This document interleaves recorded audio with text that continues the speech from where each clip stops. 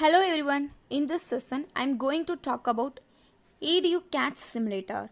The computer architecture and organization course is essential in all computer science and engineering programs and the most selected and liked elective course for related engineering disciplines.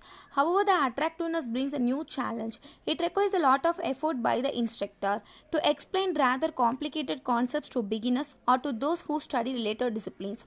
The usage of visual simulators can improve both the teaching and learning processes. The overall goal is twofold: to enable a visual environment to explain the basic concept, to increase the student willingness and ability to learn the material. A lot of visual simulators have been used for the computer architecture and organization course. However, due to lack of visual simulators for simulation of the cache memory concept, we have developed a new visual simulator, EDU Catch Simulator. We present that it can be effectively and efficiently used as a supporting tool in the learning process of modern multi-layer, multi-cache and multi-core multiprocessors. EDU Cache features enable an environment for performance evaluation and engineering of software systems. That is, the student will also understand the importance of computer architecture building parts and hopefully will increase their curiosity for hardware courses in general. It can configure various cache parameters and levels to create instances of cache levels and share them among chip cores. It depicts an overview of EDU cache user interface in design mode. The main window contains two mainframes. A panel on the left side offers to select what kind of a cache level instance they would like to create. It should create the cache levels with fulfilling the parameters such as cache replacement policy, cache associative, cache size, cache line size and unique ID for that particular cache level. Thus, it use UIDs to create a chip core instance configuring which previously created a cache level instance will be incorporated as L1, L2 or L3 caches for particular CPU core. It also depicts an example how can create very easily L3 cache level instance with a F5 F4 replacement policy, 8-way set associativity, 64-byte cache line, 520 KB L3 cache size and UID L3 F5 F4. The right frame of the window shows the previously created instances with their type, UID and description. The grid shows that 4 other instances have been previously created, 2 L1 and 2 L2 instances. After creating cache level instances, it can create a core, selecting cache instances from the list of previously created ones for each cache level. It depicts a design of a core with UID C1 that has L1 and L3 caches with the F5 F4 replacement policy and L2 cache with the LRU replacement policy. And the EDU Cache Simulator offers to configure the inclusivity among the cache levels as well.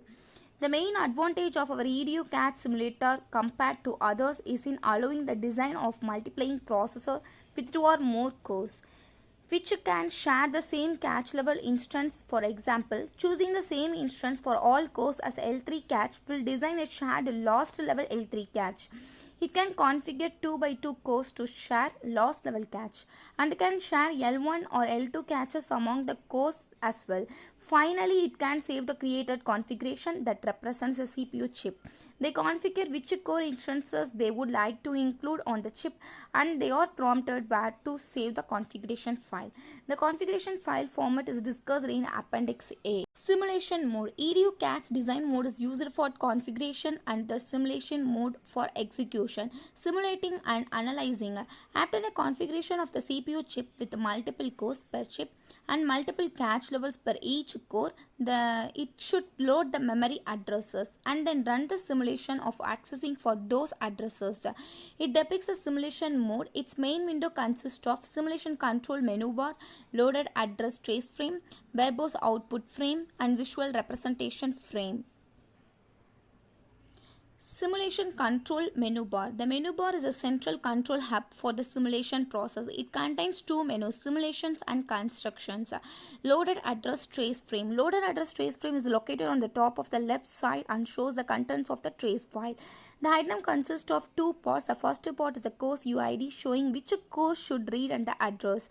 The second part is a physical address that is loaded. The item that is being examined is highlighted during the simulation. Verbose output frame. Verbose output frame is placed on the bottom of the window as output pan. EduCatch simulator gives an explanation of the whole catch lookup process while the simulation is running. Visual representation frame. Visual representation frame is the main feature of simulation mode and is the third frame of the window. EduCatch gives a visual representation to the lookup process. This frame is divided in 4 parts, each representing a different level of catch level architecture. This is the simulation of LI catch hit. Simulation of LI catch miss and hit in lower catch level.